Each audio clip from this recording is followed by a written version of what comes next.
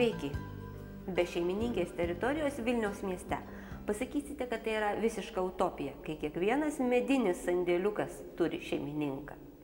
Tačiau Verkių ir Pavilnių regioniniuose parkuose yra be šeimininkių teritorijų. Tai senieji bunkeriai ir juose gyvena šikšnosparniai. Vilnių iš kelių pusių supa tuneliai, buvę kariniai įtvirtinimai ar daiktų saugyklos. Jie priskirti ES struktūrinių fondų remiamų projektų grupiai be šeimininkių pastatų saugomose teritorijose demontavimas, pažeistų teritorijų rekultivavimas bei objektų atkūrimas. Antakalnyje mes atsidūrėm dabar dėl to, kad mes apžiūrėsim, kaip žiemoja šikšnosparniai. Nors šiuo metu vasarą šikšnosparniai nežiemoja, bet jie grįš rudenį ir pradės rinktis vietas žiemojimui. Užrakinti čia visi šitie rūsiai? Čia visi rūsiai yra užrakinti ir yra saugomi, kad lankytojai netrukdytų jų žiemojimo. Tai čia ko gero yra ir labai retų rūšių Lietuvoje. Šituose rūsiuose žiemoja europinės svarbos šikšnosparniai. Tai europinis plačiausias, kuris yra įrašytas į labai vertinamų žinduolių sąrašą. Dabar, kai mes čia esame, yra vasara ir mes jų nepamatysime. Dabar jų mes nepamatysime, bet jie čia pradės skristi rugpjūčio pabaigoje, rugsėjo pradžioje ir per visą spalį susirinks ir susiras tuos pačius plyšelius, kuriuose jie žiemojo pernai, užpernai, galbūt netgi kai kurie žiemojo čia ir prieš 10-20 metų, nes šikšnosparniai yra labai ilgaamžiai žvėreliai ir jie yra patys ilgaamžiškiausiai žvėreliai tokio dydžio gyvūnų tarpe. O tai kiek gyvena, pavyzdžiui, vienas šikšnosparnis? Yra nustatyta, kad laboratorinėmis tokiamis eksperimentinėmis sąlygomis yra nustatyta, kad kai kurie išgyvena iki 32 metų. Mažos pelės ir tie gyvena. Tai kaip tik šikšnosparniai yra ne pelės, tai visiškai yra skirtinga gyvūnų grupė. Pelės gyvena kartais tik tai 3 mėnesių, 1,5 metų, o šikšnosparniai yra visiškai skirtinga gyvūnų grupė ir yra pati artimiausi gyvūnai žmogui. Karlas Linėjus, kuomet jis sudarinėjo sistematiką, gyvūnų ir augalų sistematiką, šikšnosparnius buvo priskyręs netgi primityviams beždžionėlėms, tai būtų mūsų broliai seserys.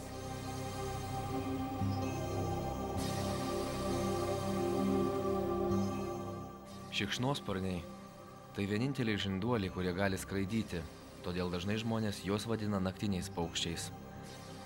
Šiuo metu žinoma virš 1000 rūšių šikšnosparnių ir jų skaičius nuolat auga. Tai gausiausias žinduolių būrys. Šie paslaptingi naktiniai gyvūnėliai priversti skraidyti dėl fiziologinių savybių. Jie nesugeba vaikščioti ir stovėti, nes kojos ir pėdos yra per silpnos. Kad neapkrautų galūnių savo svoriu, šikšnosparniai, kai neskraido, kabo žemyn galva. Jų kojų pirštai turi ilgus, aštrius nagus kaip žnyplės, bei stiprias sausgyslės. Dėl to šikšnosparniui nutūpus, pirštai stipriai susigniaužia ir nagai įsikabina į lubas. Jie gali kabėti net ant vienos kojos. Pasitaiko atveju, kai randami bekabantis jau negyvi šikšnosparniai. Be šių unikalių sandaros savybių jie dar sugeba pasukti galvą 180 laipsnių kampu, todėl mato viską, kas dedasi aplinkui. Beje, jų kūnas taip prisitaikęs, kad telpa siauruose plyšiuose ir nišuose.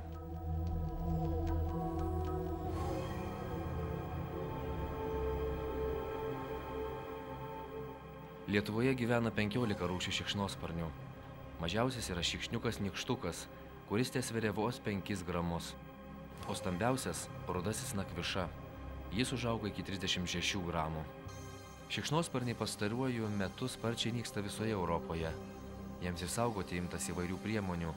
Sparčiai nykstančios rūšys įrašomos į saugomų gyvūnų rūšių sąrašus, suteikiant joms apsaugos statusą.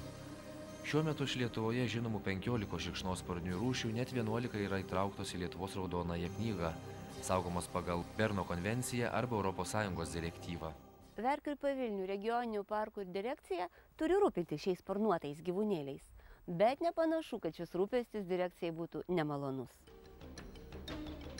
Prieš keletą metų parko direktorė Vida Laurukėnienė kartu su šikšnosparnių žinovu mokslininku Kazimieru Baranausku ir šviesaus atminimo fotografu ir operatoriumi Kęstučiu Verbicku ne vieną vasaros naktį praleido prie senų pastatų, stebėdama ir tyrinėdama šikšnosparnius. Retų rūšių ieškojimas, koks įdomus tai gamtininko darbas. Ir tik turint visą informaciją galima žinoti, kur saugoti esamą šikšnosparnių žiemavietę, o kur ją įrengti dirbtinėmis priemonėmis. Prieš 5 metus šitie bunkeriai tik tai tiek, kad buvo apleisti, prišiukšlinti, išdaužyta visą tai, kas įmanoma išdaužyti, išlupta visi kabeliai, kurie buvo, išrinktas visas metalas ir palikta likimo valiai. Per pastaruosius metus, tai kas yra čia padaryta? Visų pirmiausia, yra dirbamas darbas ir jau dalis jo padaryta, kad jie jau nėra bešeimininkiai. Jie jau yra suinventorizuoti, jie yra apmatuoti ir jie jau atsirado savivaldybės turto fondo balanse. Tai yra jau pirmas žingsnis. Ir kadangi jie jau nėra bešeimininkiai, tai tuo pagrindu juos jau yra šiek tiek tvarkomi, pritaikomi šiandieną pagrinde tik tai šikšnosparnių apsaugai ir mokomaisiais pažintiniais tikslais. Sutvarkydami Šilo gatvėje esančius gynybinius įtvirtinimus bunkerius turėdami 2 tikslus. Pirma, tai yra atkurti žiemojančių šikšnosparnių žiemavietės ir antrą tokį edukacinį tikslą, tai yra pritaikyti šios bunkerius pažintiniam tokiam lankymui, sužinojimui apie šikšnosparnių biologiją, populiacijos būklę, kitas savybės. Todėl vieną iš tų bunkerių ir paskyrėme būtent švietimo tikslams. Kaip matome, jis yra visiškai sutvarkytas, išvalytas nuo šiukšlių, užtvertas su grotomis, seifinėmis durimis, išvalytos jo grindys, išbalintos sienos, įvesta elektros instaliacija. Taip pat įrengėme vieną tokią mokomąją klasę, kurioje studentai, moksleiviai, šiaip besidomintis ar kažkokie tai turistų grupės galės čionai susipažinti su žiemojančiais šikšnosparniais, pamatyti juos tiesiog vietoje ir gauti kitą reikiamą informaciją. Taip pat mokomiesiems tikslams štai esame pakabinę ir tokią šikšnosparniams pritaikytų inkilų. Vat keletą inkilų, kurie... Čia gal galima atidaryti? Taip, čia yra padaryta su dangteliais, kadangi šikšnosparnio žiemojimas taip pat yra stebimas, yra vykdomas jo monitoringas. Ir mums yra talkina Ekologijos instituto mokslininkai, kurie periodiškai tam tikrų nustatytų laikų tikrina tuos inkilus ir ne tik inkilus, ir kitus plyšius, ir kitus tarpus, kuriuose žiemoja šitie šikšnosparniai. Tačiau čia taip pat yra keletas konstrukcijų besiskiriančių, parodytos skirtingos angos, nes kiekviena skirtinga šikšnosparnių rūšis turi tam tikrus specifinius reikalavimus, būtent tiek vasarojimo vietoms, tiek ir žiemojimo. Vienoms reikalingas plyšys apačioje, kitos kažkokios viršui labiau, vienoms siauresnės, kitoms mažesnės angos. Tad žodžiu tokia ekspozicija. Jie žiemoja bet kokiuose plyšiuose ar kažkokiuose tai už lentų gali būti ir inkilai. Inkilai tai yra viena iš dirbtinių žiemaviečių, vienas iš būdų dirbtiniam žiemavietėms pagausinti. Kartais būna įvairių įdomių atvejų, kad, sakykime, būtent įsikuria ne inkilio, o kažkur šalia inkilo arba už inkilo. Tad tokių... Čia, aš šituose tuneliuose ir taip jiems pakanka visokių užkaburių, kuriuose gali įsikurti. Taip, be abejo. Kaip ir minėjau, iki šiol, kol nebuvo šitas projektas vykdytas ir tų dirbtinių žiemaviečių nebuvo prikabinta, jie gausiausiai ir telkėsi ventiliacinėse angose, plyšiuose. Kadangi šitie bunkeriai pasižymi tam tikrą specifinę konstrukciją, turi labai daug landų ir angų, ne tik patalpų. Didžiausia šikšnosparnių dauguma, reiškia, grupė ir telkėsi būtent tose ventiliacinėse angose, už geležinių konstrukcijų, plyšiuose pasikabina ir sulenda į visus tarpus. Šikšnosparnių kūnas padengtas tankiu, švelniu, neryškių spalvų kailiuku. Sparnus sudaro plona plėvė, ištempta tarp priekinių galūnių pailgėjusių 4 pirštų ir kūno šonais besijungianti su užpakalinėmis galūnėmis ir uodega. Laisvi lieka priekinės galūnės pirmas ir užpakalinės galūnės pirštai. Šikšnosparnių klausa yra kone tobuliausia žinduolių pasaulyje. Jie girdi pačius įvairiausius garsus. Tiek girdimus žmonėms, tiek mums negirdimus ultragarsus. Šie gyvūnėliai sugeba patys skleisti ultragarsą. Tai aukšto dažnio bangos, kurių žmogus negirdi. Jos padeda šikšnosparniams orientuotis tamsioje erdvėje, aptikti grobį ir jį sugauti. Ultragarsų šikšnosparniai gali aptikti ore esančius žmogaus plauko storumo objektus. Kaip jie tai sugeba? Pirmiausia skleidžia bangas, paskui ausų pagalba gaudo jas atsimušusias į daiktą ir grįžtančias. Pagal laiką, per kurį banga grįžta, nustato atstumą iki objekto. Nepaisant to, kad šikšnosparniai skraido naktį ir jiems regėjimą atstoja ultragarsas, jie nėra akli. Šikšnosparniai turi gana didelės ir gerai išsivysčiusias akis, tik neskiria spalvų. Bet pagalvojus, kam to reikia, juk naktį net mes blogai jas skiriam. Žiemą dauguma šalto ir vidutinio klimato šikšnosparnių rūšių įminga.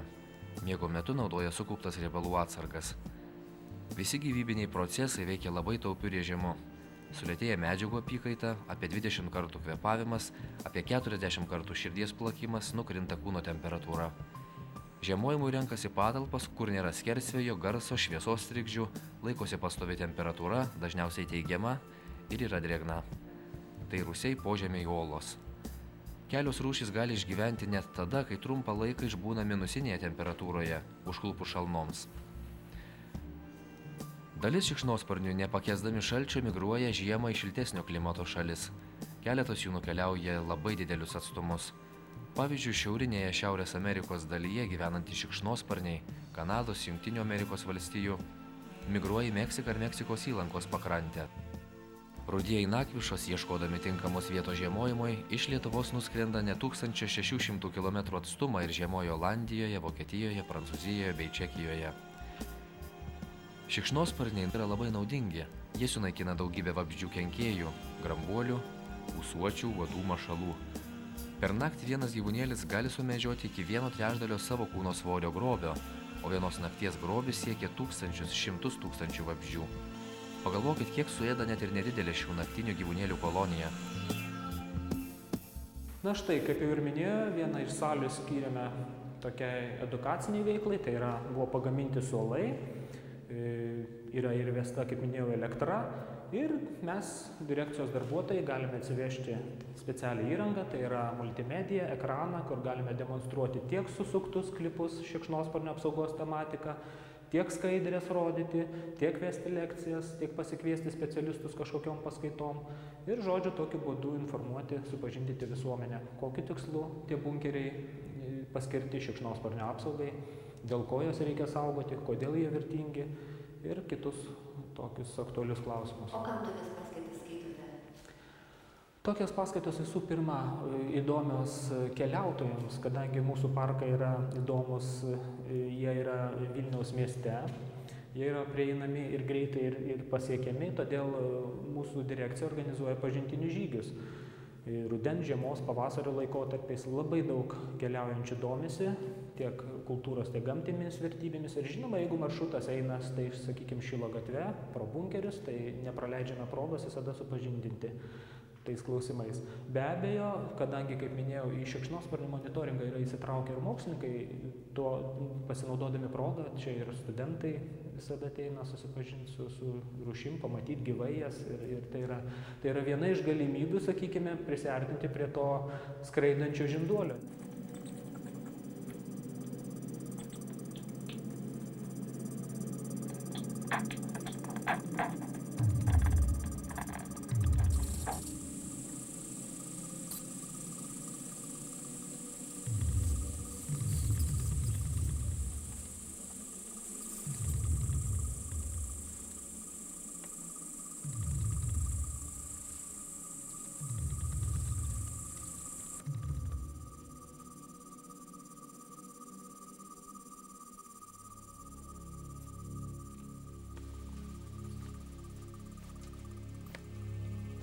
Antakalnio bunkeriai. Senoviniai, seniai praeito amžiaus pradžioje statyti. Ir vienam čia patekti turbūt būtų tikrai nejauku. Ir istorijos. Dokumentikos Lietuvoje nelabai rasi. Štai kolega Gerimantas Statinis važiavo net į Varšuvą, ieškodamas informacijos apie šituos bunkerius. Taip, šitie bunkeriai yra statyti 24-26 metais Antakalnio šitoje